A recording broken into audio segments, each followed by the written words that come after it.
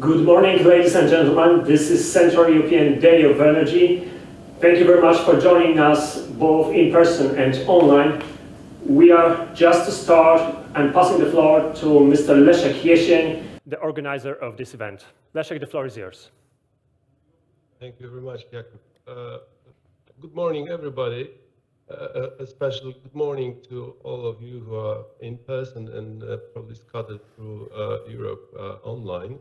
A warm welcome to our excellent guest speakers, conveners, and of course, first of all, to Mr. Jerzy Buzek and Kadri Simson, our distinguished representatives in Brussels, Parliament, and the Commission.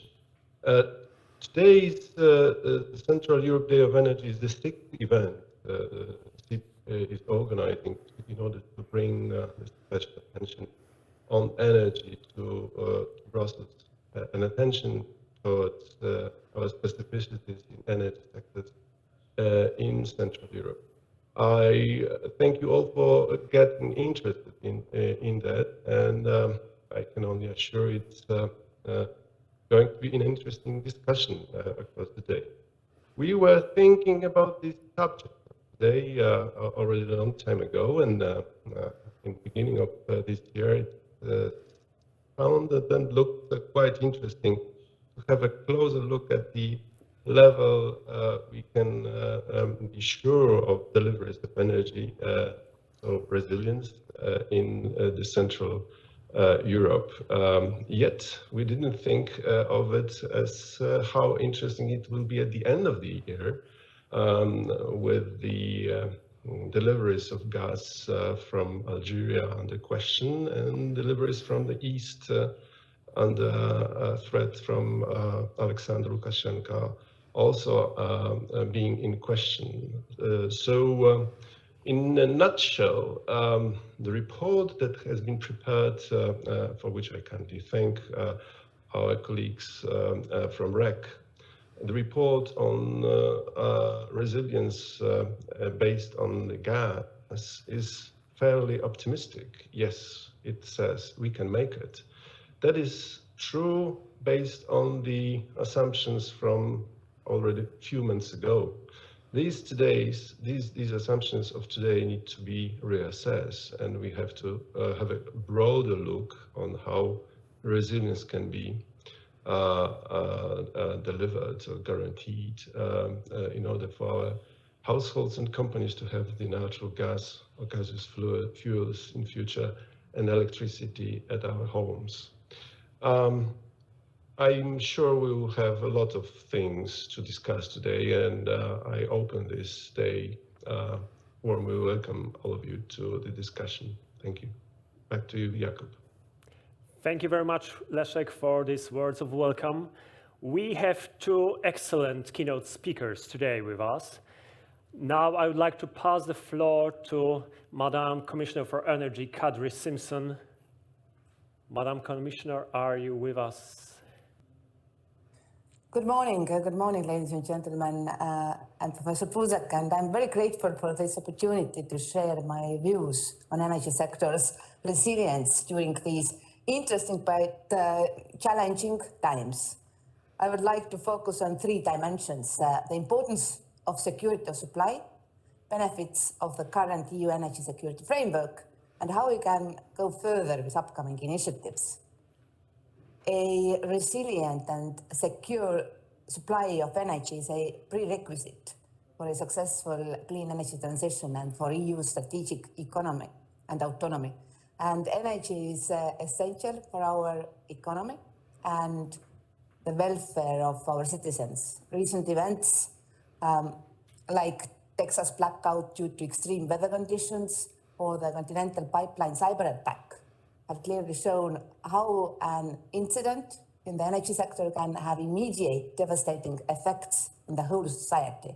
And the energy prices spike in this autumn remind us that the resilience of the energy system is increasingly important.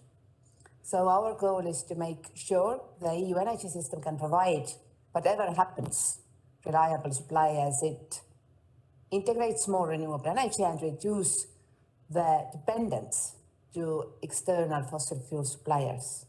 And for these reasons, energy security, as one of the 5 dimensions of the EU Energy Union, is a key element of the European Green Deal, but also the EU Security Union strategy. Over the past few months, we have seen a significant surge in energy prices, and wholesale electricity prices rose to record highs, reaching around 260 euros per megawatt hour in late November. And gas prices have risen by more than 300% since the beginning of the year. And it is not only electricity and gas that have seen price rises, but coal and oil too. And this troubling situation can be explained by strong global economic recovery, uncertainty of supplies from some major gas suppliers to the EU, a lower than usual level of our gas storage, and to a lesser extent, weather conditions. The Commission is very concerned about the price rises and how they affect consumers and businesses, especially the most vulnerable ones. And we remain vigilant and continue to closely follow developments in member states. On 13th of October, the Commission adopted a toolbox setting out immediate measures that member states can take to protect the most vulnerable consumers and businesses. And the follow-up to this communication shows that member states have been putting this toolbox to a good use. But we also need to look forward, and the toolbox also proposes measures to increase Europe's resilience to future shocks. And this clearly demonstrates the need to increase our energy independence and accelerate the European Green Deal policies. But energy prices remain a cause for concern as winter approaches, and recent analyses confirm that energy supply is not at immediate risk, but we stay alert. And on the other hand, NGOs' winter outlook for the electricity system highlights that despite the current situation may have an impact on electricity price, the surge of prices on the gas market does not pose additional adequacy risk. The resilience of the electricity system to face a gas disruption appears strong, and operators do not perceive a risk for electricity this winter. In any case, the risks identified in the electricity system are limited, though definitely not to be ignored. On the other hand, NGOs' winter outlook for the gas system highlights that in case of a cold winter, the EU will need to import 5 to 10% more gas in a situation of very low level of storage. And it is at 68% this week, which is 12 percentage points less than it was in period 2016 to 2018. And there is no immediate security of gas supply risk, but particular attention and monitoring is required at EU level. And we do this through an internal task force in direct liaison with NGO and together with the gas coordination group and the regional risk group set up by the Commission on 18th of November. And we also need to keep gas storage at an appropriate level throughout the winter, and this is a clear call not to withdraw gas from storages at the beginning of the winter. To handle these challenges, the EU already has a regulatory framework to ensure preparedness and coordination among operators and authorities in case of energy security incidents.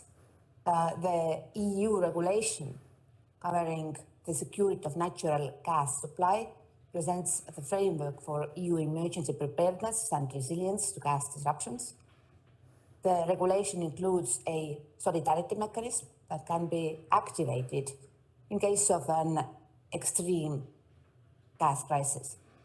The regulation on risk preparedness for the electricity sector aims to ensure that all member states implement the right measures to prevent, prepare for, and mitigate electricity crisis, and that they do so in cooperation with each other in a spirit of solidarity and transparency. Following the full entry into force of this regulation, member states are to submit the first risk preparedness plans in January 2022.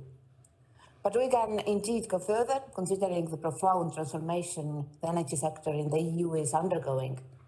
This is characterized by more decentralized markets with more players, a high proportion of energy from renewable sources, and more digitalized and interconnected systems. Moreover, climate change is contributing to more extreme and unpredictable weather conditions, whilst malicious attacks, including cyber and hybrid threats, are increasingly widespread. And in this context, new challenges and dependencies arise. And for the energy sector comes the need for a renewed approach to manage risks and guarantee the security and resilience. And for these reasons, one of the pillars of the EU Security Union strategy is a future-proof security environment. Its starting point is to ensure critical infrastructure is both protected and resilient. And last year, the Commission proposed a directive on the resilience of critical entities. To accompany this directive, and given the particular sensitiveness and impact of energy on our society, the Commission will adopt a recommendation on critical energy infrastructure by the end of 2022. And here I would like to pay tribute to Central and Eastern European countries who have worked hard to build up the resilience of their energy systems over the past decade. This is a truly European success story, and one that is paying off considering these challenging times for the energy system. Another important aspect to pay attention to is the digitalization of the energy sector, which reaches the objectives of the European Green Deal and the digital age, bringing new business opportunities, strengthening our technological leadership and strategic autonomy. However, digitalization also brings new challenges for the energy sector, in particular in terms of cyber security. So, as I already mentioned, recent cyber attacks, such as the one on Colonial Pipeline in the US, have reminded us that cyber incidents in energy can have a dramatic impact on security of energy supply, with cascading effects on the economy and other vital sectors of society. Cybersecurity is not only important in the electricity sector, but also for our oil and gas critical infrastructure. So the EU has started energy-specific activities to improve cybersecurity, also to reinforce the resilience of our critical energy network to possible cyber attacks and mitigate the impacts on security of supply. In 2019, the Commission issued a recommendation on cybersecurity in the energy sector. Furthermore, the Commission is preparing a digitalization of energy action plan foreseen for June next year, and it aims to help achieve the European Green Deal while ensuring that cybersecurity, but also respect for privacy, is guaranteed. And in addition, the Commission has started to prepare sector-specific rules, a so-called network code, to address the cybersecurity aspects of cross-border electricity flows. It includes rules on common minimum requirements, planning, monitoring, reporting, and crisis management. The future electricity system will require more flexible energy sources, such as energy storage and demand response. This, in turn, can help to integrate renewables and electrification while ensuring the security of the energy system. In this regard, as highlighted in the communication on energy prices, the Commission will identify key EU actions to support the development of future-proof energy storage as a key flexibility tool. This will include both short to medium term and longer term storage options. EU leaders and ministers have discussed the problem of high energy prices at the last European Council and on already 2 energy councils. So last one took place yesterday. And energy ministers also focused more closely on gas security of supply and gas storage, also in a geopolitical context. One of the medium-term measures to improve resilience is reflected in the package of proposals the Commission plans to adopt on hydrogen and the decarbonisation of gas on 14th of December, so after 2 weeks. The package will be a holistic approach towards gas decarbonisation and security. The package aims to improve the market uptake of hydrogen and renewable gas, which can be produced in the EU and hence reduce our dependence on external suppliers of fossil fuels. The package will include a targeted revision of the regulation on gas security of supply. It extends the existing framework for renewable and low carbon gases and emerging cybersecurity risks in the gas sector. It also aims to increase solidarity between member states so that in case of gas shortage, no household is left in the cold.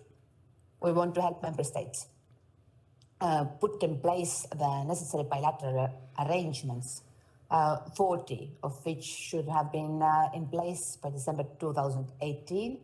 And since yesterday, we have only 2. So lots of work ahead of us. And the revision of the regulation will therefore introduce a common template and rules for fair compensation. I would like to call on the member states to use this template without delay to ensure solidarity in case of crisis. And drawing the lessons from the current low level of storage, the revision will introduce a more integrated cross-border approach at regional level to better use gas storage. It will also enable voluntary joint procurement for strategic stocks by transmission system operators. The aim here is not a one-size-fits-all approach, but to make sure that the available capacity is used better across borders when needed for security of supply. Let us not forget, in winter, 30 to 40% of the gas we consume is drawn from storage. Above and beyond this, we should bear in mind that the EU is only responsible for around 8% of global greenhouse gas emissions.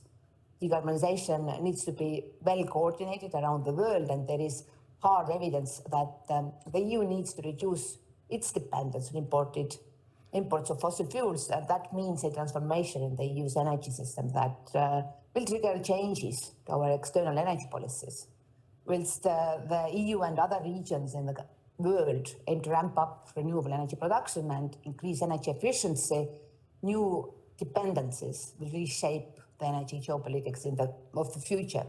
And this process will need to be properly managed, in particular for critical raw materials and supply chains for clean technologies. And even with our own energy transition well underway, energy diplomacy will remain as important as ever to ensure that EU sovereignty is there in energy affairs. And together with the European External Action Service, the Commission is currently preparing a new European strategy on international energy engagement, foreseen to be presented in spring next year. And it aims to respond to the global geopolitical changes and to lead on climate change and sustainable economic recovery at the same time. So our message is clear. The EU is leading by example, and the European Green Deal is going global. The EU will not be distracted from its ambitious path towards a green and just transition in Europe, and with partners worldwide. A greener Europe has a geopolitical role to play, and it is prepared for our responsibilities. So with that, I will conclude. Thank you for your attention. Thank you very much, Madam Commissioner. Thank you for this very important and informative presentation. We are looking forward to reading the second part of Fit for 55. And it is great that you stress the storage of natural gas so strongly. We are very eager to look at the revised rules regarding this issue.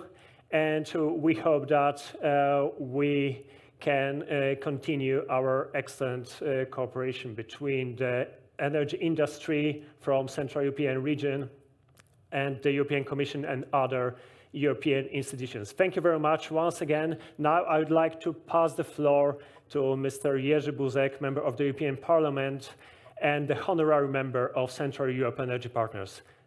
Professor, the floor is yours. Thank you very, very much. Dear Commissioner Simson, thank you for your speech and very important remarks for the future of energy security, resilience. Dear Chairman Jesień, all the ladies and gentlemen, thank you very much for the invitation to this event.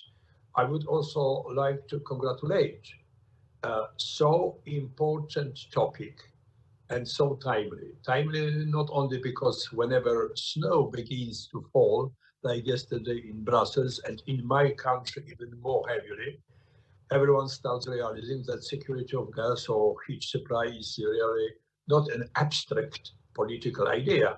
This is the existential question for our citizens. The issue of energy sector resilience is one of top three, next to decarbonization or environmental protection and affordability of energy. This is one of the main conclusions of the report, which CEEP and REKK will present us in a moment. However, while we all in the EU are now talking about being fit for 55, I would even go further. In the energy sector, just like in real life, it is rather difficult to be fit if you are not healthy in general.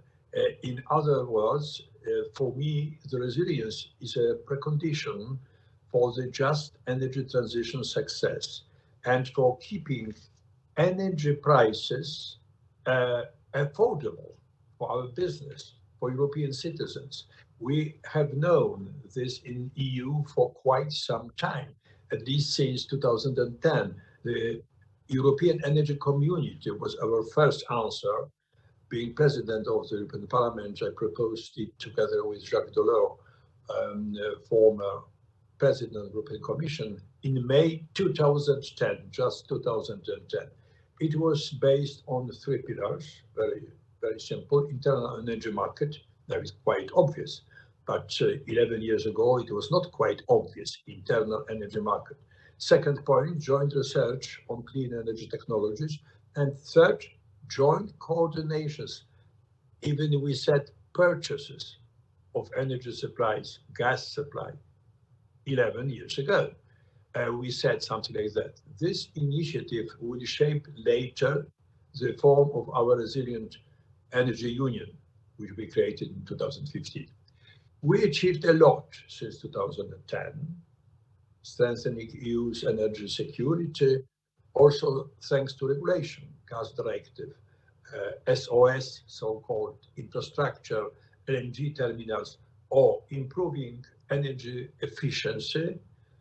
And point number three, achieving a lot through boosting both large and small-scale indigenous renewable energy sources development. It was clean energy package. All of this has contributed greatly to reinforcing EU's energy sector resilience. First of all, resilience. So we do not start from scratch. At the same time, you have committed to undergo a profound transition. It's additional point. Profound transition to low emission economy. Paris Agreement, European climate law, the biggest transformation of industry in history, probably the biggest. We should be careful probably saying something like that, but it's very, very big transformation. If not properly addressed, this could potentially make us vulnerable in terms of energy prices, economic competitiveness, energy security. In Central Europe, we feel it all the time. 14 gigawatt of existing coal capacity will be closed to meet ambitions of 2030 climate target. So how to reconcile the energy transition with the energy sector resilience? You will discuss it in depth today. Let me mention 3 points, which seems to be for me the most important. The first one is very general, technology neutrality. Technology neutrality. If we are serious about our 2030 and 50 goals, including the impact on growth and competitiveness of our economy, the social impact on European citizens, and the impact on energy security, we have to use full potential of all relevant existing technologies. It also applies, not exclusively, of course, to gaseous fuels, gas supply for Central Eastern Europe, very important, while investments in low carbon and renewable gases are growing in EU. Natural gas will play a vital role as an enabling and bridging technology. This is particularly valid for some countries in Central Europe, Central Eastern Europe, which still heavily rely on coal in heat and electricity production, even not on coal, but certainly on gas supply. As a stable and flexible source of energy generation, natural gas facilities phasing out of coal-based power and heating units, therefore significantly contributing to EU climate goals. Moreover, it enables increase in the share of renewable energy production by providing essential backup and grid balance. All these gas projects need to be, of course, future-proofed. It means hydrogen ready. Hydrogen ready. At the same time, this principle of technology neutrality must be reflected in our legislation, including in the Fit for 55 package, in EU funds, programs, as well as in the taxonomy. Taxonomy, very important. We are discussing this issue for some months or even 2 years. Second and third point for me, very, very important because not very often underlined. Point number 2, second, forewarned is always forearmed. So let us feel ourselves as forewarned. Recent developments show all of us that the level of gas storage remains an important variable. Therefore, it is crucial to enhance gas storage capacities. We also need to urgently ensure across the EU more effective and cost-efficient functioning of gas storages, including those owned by companies from the third countries. Very important. We know about very high energy prices today. I believe the Commission will not miss the opportunity to address this pressing issue in the upcoming gas package. Because if we ask about energy prices, we are not sure, but probably our gas storage capacities not big enough. Maybe they are important reason. Point number 3, for me very important as well.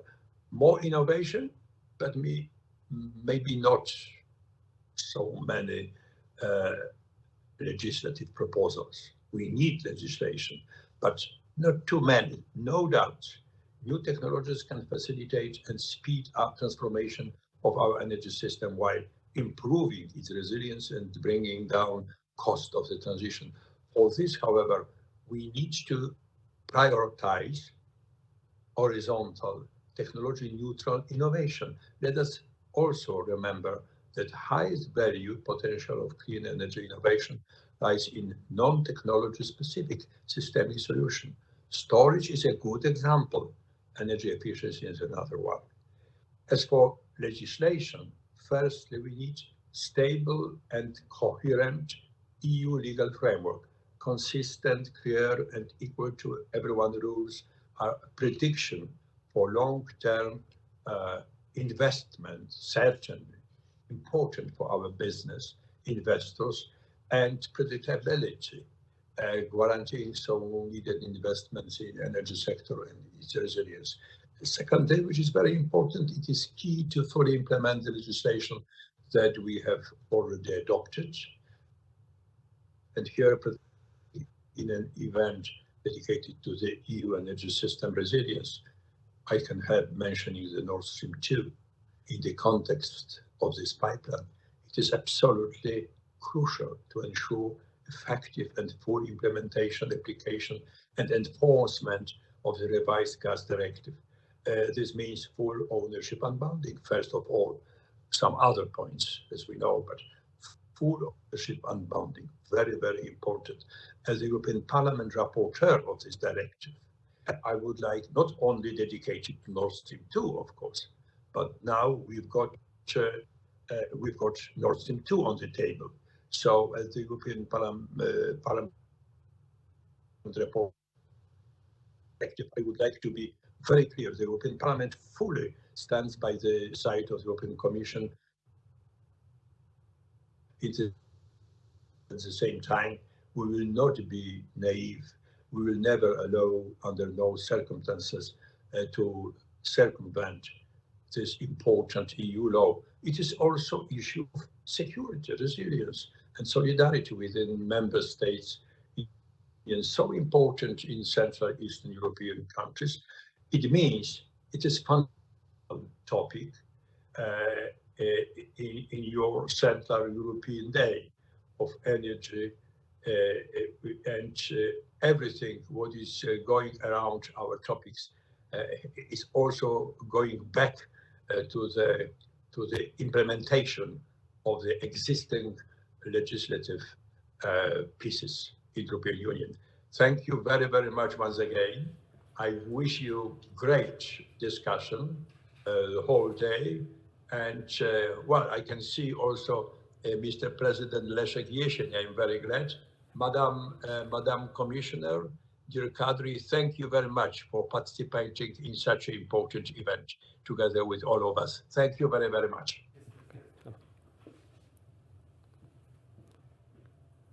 Thank you very much, Professor Buzek. Technology neutrality, innovation, gas storage, we have it well noted. Thank you for your inspiring keynote speech.